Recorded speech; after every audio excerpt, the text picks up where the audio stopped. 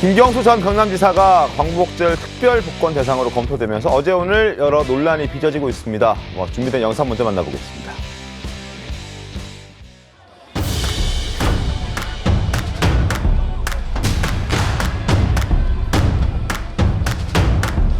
하여튼 여러 가지 루트로 제가 요청을 드렸습니다.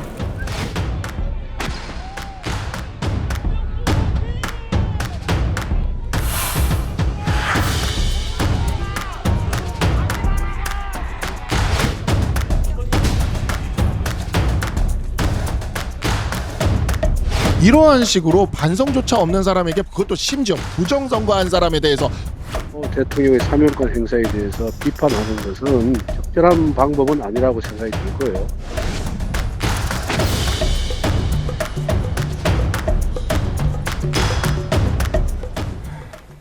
자, 그동안 민주당은 김경수 전 지사 복권에 적극적으로 입장을 내지는 않았었습니다. 그런데 어제 이재명 전 대표가 내가 김경수의 복권을 요청했다라고 주장하고 나서면서 복권 얘기가 대통령실과 야권의 진실 공방으로 가는 모습입니다. 어떤 발언을 했는지 이재명 전 대표 발언부터 직접 확인해 보시죠.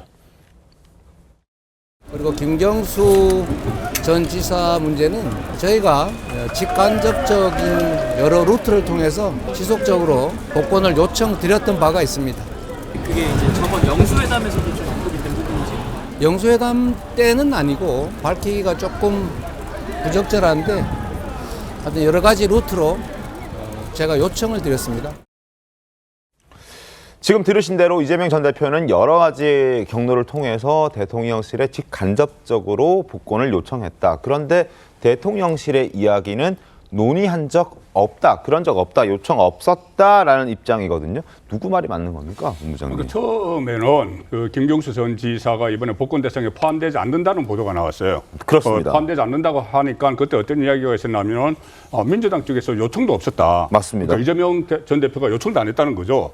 보통 사면 복권을 앞두면 정치권에서 몇 사람들을 이렇게 좀 사면 복권 해달라고 요청을 하는 게 있는데 네. 이번에 요청도 없었다 하니까는 그러면은 이재명 전 대표가 견제를 한 것 아닌가. 친문의 적자 이렇게 이야기가 되니까. 네네. 그런 보도가 나온 다음에 이게 이제 복권에 이제 포함됐다는 것이 이 심사위원회에서 네. 심사위원회 단계에서 그렇게 나오니 이재명 전 대표가 사실은 내가 이것을 여러 루트를 통해서 전달을 했다고 하는데 윤석열 대통령에게 직접 전달을 했다는 건지 또 용산에서 나오는 이야기 중에 하나는 국민의힘에 전달을 한 것은 있는 것 같다는 이야기가 나왔어요. 네. 그러면은 어느 쪽에 이것을 요청을 했다는 건지 지금 불분명한 상황에서 지금 용산에서는 이재명 전 대표의 요청은 없었고 네. 아마 당 쪽에 여당 쪽에는 그러니까 이게 확정이 되고 나서 네. 확정이 되고 나서 여당 쪽에는 요청한 것 같다 이렇게 해서 진실 공방이 일어나고 있는데 그 전에 그 단독 회담을 했을 때 네. 소위 영수회담이라고 그 이름을 그렇게 붙이는데 민주당에서는 네. 그 회담을 하기 전에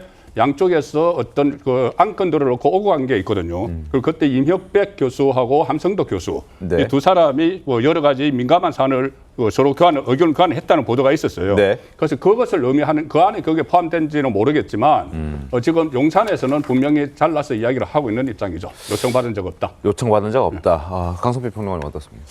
그러니까 이제 이걸 공식으로 이재명 대표가 어떻게 말을 하겠습니까? 하지만 이게 우리가 이제 사면 복권의 절차를 보면은 먼저 법무부에서 검사장들 중심으로 법무부 차관이 주재를 해가지고 아마 회의를 하는 걸로 알고 있습니다. 그래서 거기서 아마 기능적으로 소트라고 하죠. 그냥 뭐 자격이 되는 사람을 정리를 하고 그 명단을 아마 대통령실 정무라인으로 보낼 겁니다. 그러면 대통령실 정무라인에서 여러 가지로 정무적으로 판단을 하고 이러한 과정에서 아마 야당에게나 혹은 시민사회에다 의견을 물을 수도 있고 또 결정된 다음에 물을 수도 있습니다. 하지만 민주당에도 분명히 검사장 출신의 법률가들이 있기 때문에 이런 것들이 사전 조율이라든지 이게 어떤 의견이 들어갔을 수도 있지만 어쨌든 간에 공식적으로 이것을 대통령과 이재명 대표가 영수회담하는 과정에서는 얘기를 나오지 않았을 것이다. 저는 그렇게 해석하는 것이 맞다 봅니다. 알겠습니다. 누구의 말에 맞는지 좀 따져봐야 되는데 친 이재명계로 분류되는 장경태 의원은 이렇게 얘기했습니다. 김 전 지사 복권에 대해서 부정적인 입장, 떨떠름하다 이렇게 얘기를 했거든요. 친명계 장경태 의원 말 들어보겠습니다. 떨떠름하긴 하죠. 그러니까 하필이면 왜 지금이냐 이거죠. 아무튼 환영하지만 어찌됐건 전당대 중에 하는 게 좀 정치적 의도가 있는 거 아니냐. 자, 지금 이재명 전 대표의 말처럼 설주환 변호사님 여러 경로를 통해서 꾸준히 얘기를 했다면 장경태 의원의 저런 표현, 떨떠름하다. 왜 지금 이 시점에 저런 얘기가 나오느냐라는 저런 표현들은 안 나와야 정상인 거 아닌가요? 그러니까 좀 장경태 의원이 좀 정리되지 않은 본인의 추측성 발언을 한 것 같아요. 네. 그러니까 뭐 김경수 전 지사에 대해서 이재명 대표가 저는 뭐 여러 루트로 얘기를 했다라고 볼 수 있을 것 같습니다. 뭐 그걸 하지 않은 말을 본인이 하지 않은 말을 했다라고 얘기할 것은 아닌 것 같고 네. 지금 뭐 기사를 보더라도 뭐 여권에서는 그런 바 없다라고 하는데 뭐 지금 이재명 대표는 대통령실을 얘기하고 있거든요. 네. 본인이 대통령실에다 이런 의사를 전달을 했다. 근데 여권이라는 것이 너무 광범위합니다. 대통령실일 수도 있고 지금 국민의힘일 수도 있고 그다음에 여권 관계자일 수도 있고 그렇기 때문에 조금 기사 자체가 조금 너무 광범위하게 아직 정확하지 않은 기사라고 저는 생각이 들고요. 네. 장경태 의원이 얘기를 하는 것은 모르겠습니다. 지금 그럼 8.15 특사를 민주당 전당대회가 8월 18일에 있는데 네.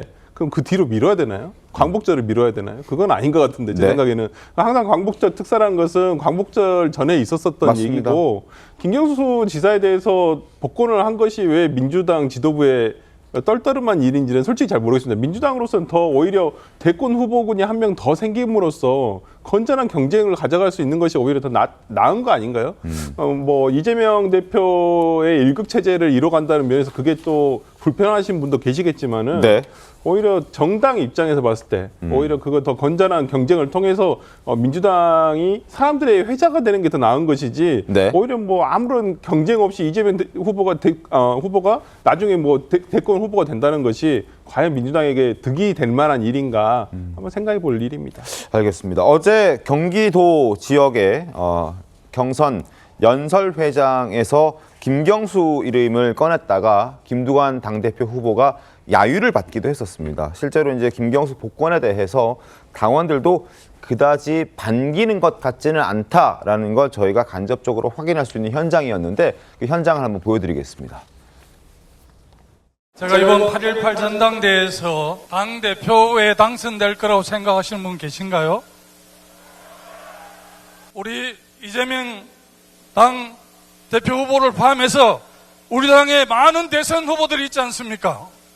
지금 우리 김동연 경기지사님도 함께하고 계시고 복권이 예상되는 김경수 전 도지사도 있지 않습니까? 당 대선 후보를 다변화해서 차기 대선에서 승리하겠다는 저의 이야기를 이렇게 야유를 보내고 있는 이게 우리 당이 정상적인 민주당입니까? 어떻게 민주당이 이렇게 됐습니까, 여러분?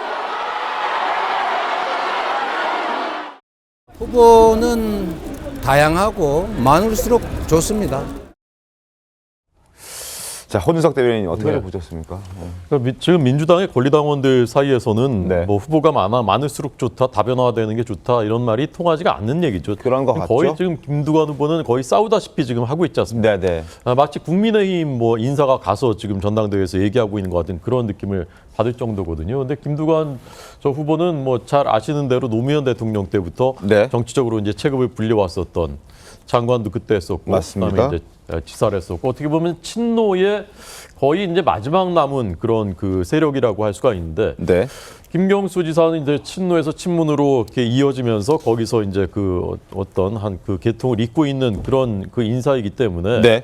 저는 그 전체 야권 지지자들 그러니까 그 저기 모여 있는 친명 당원들, 권리 당원들 말고 야권 지지자들 사이에서는 기대가 일정 부분 있을 거라고 생각합니다. 김경수 전 지사에 대해서. 그렇지만 이거는 좀 생각해 봤으면 좋겠습니다. 우리 야권 지지자들께서도. 네. 지금 왜 저는 이 김경수 전 지사의 복권이 왜 이렇게까지 이렇게 논란이 되는 건가? 우리 사회의 공정과 정의의 기준은 점점 높아져 가고 있지 않습니까? 네. 그런데 이것이 과연 정의와 공정에 부합하는 일인가에 대해서 상식적인 국민들이 다 물음표를 저는 갖고 있을 것이라고 생각합니다. 이게 무슨 양심수가 아니지 않습니까? 네. 그리고 좀 더 아주 너그럽게 본다고 치더라도 네. 과거의 선거 관행에서 있었던 우리 진영을 뭐 말하자면 짐을 대신 걸머지고 뭐 관행에 따라서 뭔가를 했다던가 뭐 그런 총대를 맨 그런 게 아니라 아주 이전에는 없었던 창의적인 범죄를 한 거예요. 네. 매크로를 돌려서 댓글을 8,800만 개 좋아요를 조회해서 선거에 영향을 미친 일이란 말입니다. 맞습니다. 그런데 그런 분이 복권이 돼가지고 대선 주자로 거론된다라는 것이 과연 21세기에 특히 우리 MZ세대들의 그런 그 정의의식, 공정의식에 맞는 것인가. 그렇기 때문에 저는 논란이 커지고 있는 거라고 생각해요. 이명박, 박근혜 전 대통령 그분들이 반성했냐라고 하는데 네. 그분들은 사실은 이제 현역이 끝난 분들이지 않습니까? 네. 그러니까 그래 화학과 포용 이렇게 이제 상대 진영도 받아들여 줄 소지가 있는데 이분은 오히려 지금보다 더 비중이 커질 여지가 있는 사람이에요. 김경수 전 지사는. 네. 그런데 그것을 과연 우리 사회가 용인할 수 있는가? 그것이 저는 근본적인 문제, 거기에서부터 논란이 시작되는 거라고 생각합니다. 알겠습니다. 여론 조작을 통해서 민주주의를 파괴했다는 지적을 받고 있는, 그리고 그렇게 해서 중대 범죄를 저질러서 징역 2년을 대법원 확정 판결 받고 형을 살다가 5개월 남겨두고 사면이 2년 전에 이루어졌죠. 그리고 지금 복권을 하니 많이를 갖고 여야 그리고 대통령실까지 지금 서로 의견이 좀 부딪히고 있는 그런 상황입니다. 어찌됐든 친명계 입장에서는 지금 이재명 1급 체제가 유지되기를 바라는 마음에서 김경수 전 지사가 복권되지 않았으면 좋겠다라는 뜻을 내비치고 있는 것으로 해석하는 게 맞겠죠. 그렇죠. 일단 1급 체제가 됐고 그리고 자기 대권 가도에 다른 이 도전자를 용납을 할 수가 없는 상황이에요. 네. 그런데 민주당 전체로 보면은 이 김경수의 등장은 민주당 입장에서 보면은 민주당 지지자들 입장에서 보면은 상당히 긍정적으로 봐야 돼요. 왜 그러냐면은 현재 1급 체제로 가고 있는데 이재명 전 대표가 실제로 대권에 출마를 할 줄 모르는 일이에요. 네. 왜 그러냐면은 10월 달에 1심 판결이 2개 나오지 않습니까? 맞습니다. 1심 판결 나오고 어쩌면 이게 그 다음 대선 전에 대법원 확정 판결이 몇 개가 나와요.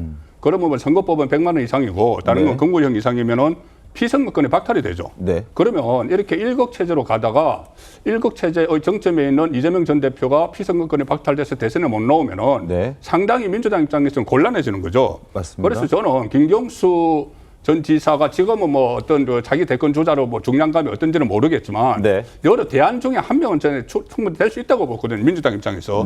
그런데 이 친명 그 강성 지지자들이 김경수의 등장 자체를 이렇게 부정을 하고 하는 것은 민주당 전체에 대해서 바람직하지 않은 상황인데 그렇게 되는 건 어쨌든 이재명 당이 돼버렸기 때문에 민주당이 다른 도전, 지금 김두관 후보도 계속 그 이야기를 하고 있지 않습니까? 다른 목소리를 전혀 수용을 하지 못하는 그 단적인 그 장면을 또 하나 보여주고 있는 거죠.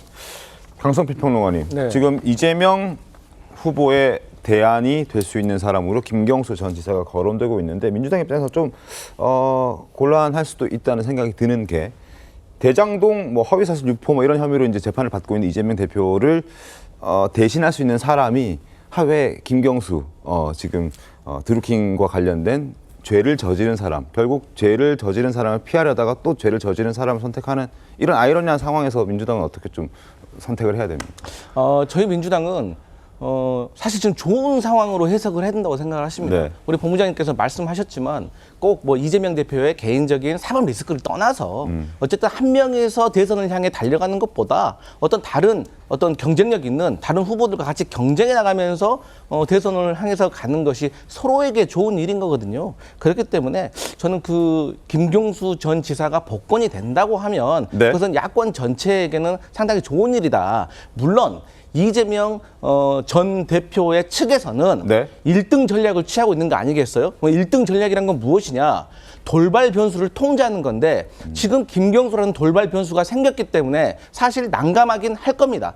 하지만 이재명 대표도 본인이 생각을 해도 본인 혼자 지금 전당대회도 본인 혼자 독주를 하고 있으니까 국민의 관심을 못 받고 있잖아요. 하지만 국민의힘 같은 경우는 얼마 전에 그래도 서너 명의 대권 주자들이 나와서 서로 심하게 싸우긴 하지만 어쨌든 국민들의 관심을 받고 전당대회가 끝나고 나니까 어쨌든 하나로 모이려고 하는 노력들이 있는 거 아니겠습니까? 그렇기 때문에 민주당도 사실 유력한 대권 주자들이 모여야 되는데 김경수 전 지사가 경쟁력이 있느냐 없느냐를 떠나서 김경수 전 지사가 복권이 되면 김동연 경기도지사까지 이 대선판에 들어올 수 있는 여유가 생기는 거기 때문에 결국에는 이분들과 경쟁을 해서 이재명 대표가 승리해서 대선 후보가 돼야지 더 대권에 가까워질 수가 있다는 것을 본인도 저는 알 거라고 생각합니다. 알겠습니다.